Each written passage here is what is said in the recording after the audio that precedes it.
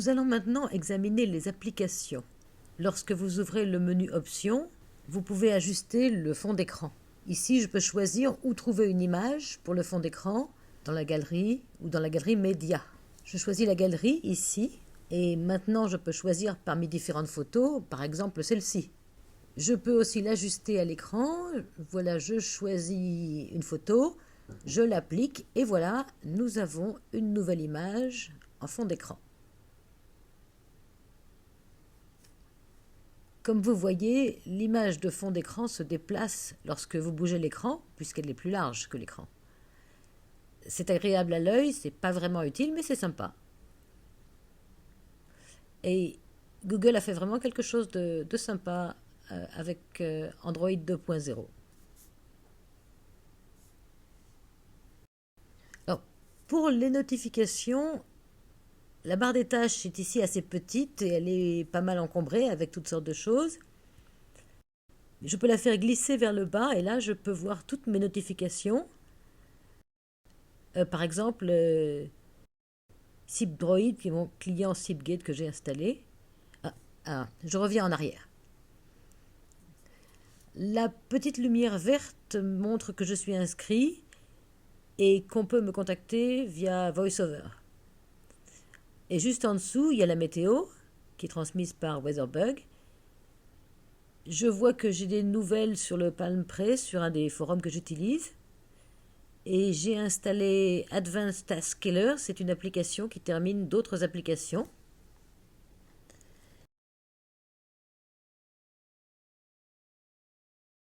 C'est nécessaire parce que Milestone est multitâche, ce qui permet d'exécuter plusieurs applications en même temps. Pour terminer une application, il suffit d'appuyer dessus brièvement, comme ça.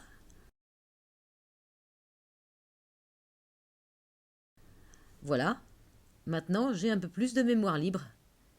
Et c'est une application supplémentaire, une parmi beaucoup qui rendent ce téléphone vraiment amusant à utiliser. Comme vous pouvez voir, le téléphone ne perd pas de temps. Quand j'ouvre une application, je peux rapidement me déplacer dans le menu. Je peux retourner directement au menu principal.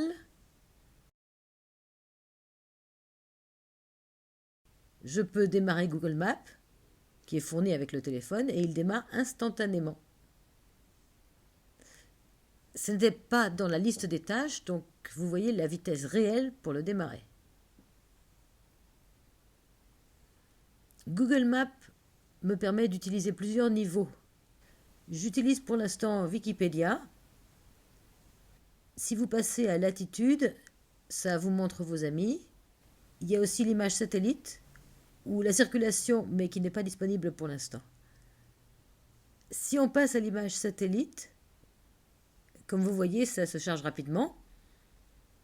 Le téléphone utilise Wi-Fi, mais même avec UMTS, c'est vraiment rapide. On peut zoomer en tapotant 2 fois.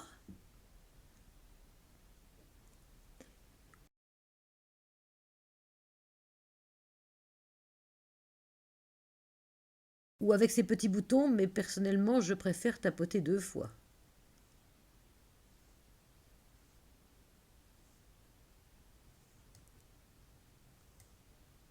Voyons une autre application, par exemple le navigateur. L'utilisation du navigateur, c'est super sur un écran comme celui-ci. Je vais passer en mode paysage et l'écran change d'orientation vraiment vite. J'ouvre le clavier. Le clavier a une bonne luminosité. L'ajustement automatique fonctionne très bien, comme vous pouvez voir quand je fais un peu d'ombre. Bon, ça ne fonctionne pas pour le moment. En général, la luminosité de l'écran s'adapte à la lumière ambiante.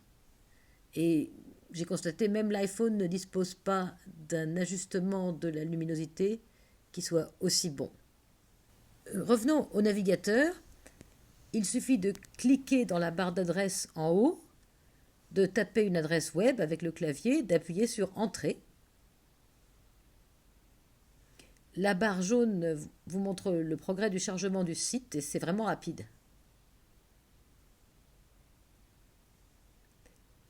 Comme vous pouvez voir, c'est facile de faire défiler la page, mais pas tout à fait aussi bien que sur l'iPhone. Quand j'arrive à la fin de la page, il s'arrête. Alors que sur l'iPhone, la page rebondit un peu, ça donne un air un peu plus organique.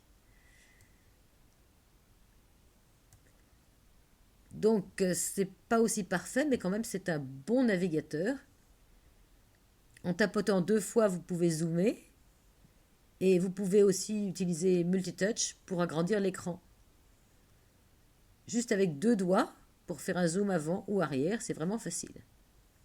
Ah, là maintenant j'ai tapé sur un lien vidéo qui ne peut pas être joué parce que apparemment le Milestone ne supporte pas encore Adobe Flash. Ça devrait être le cas au début de 2010, donc très bientôt. Essayons un autre site web. Bien sûr, nous allons utiliser le site web Userbase, userbase.org. Userbase.org.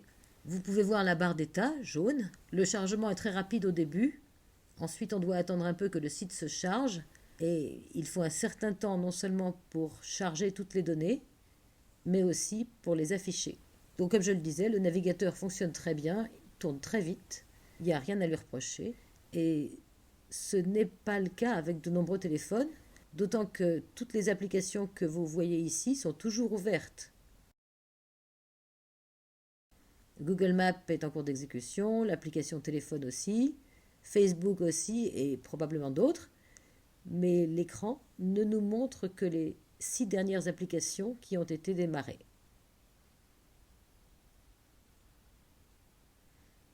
Voilà un aperçu sommaire des applications sur le Motorola Milestone. À bientôt!